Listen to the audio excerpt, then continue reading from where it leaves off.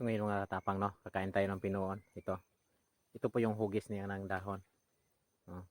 At ito na sa likod, hilaw pa to mga katapang. Ito hinog na. So tingin nyo, mukhang hindi makain kasi madumi. Pero ang dito sa loob, hindi madumi ito mga katapang. Oh. Ayan, nakikita nyo. Balatan natin mga katapang. Ha? Tingnan nyo mabuti mga katapang. Ito ang makain mga katapang. Oh. Tingnan nyo maigi. Sarap to mga katapang. Tamis. Dami pa nito mga katapang. Oh. Pag binuksan nyo.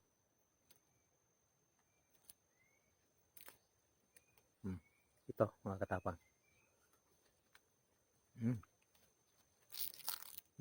Ito. Klaro. Meron pa nito.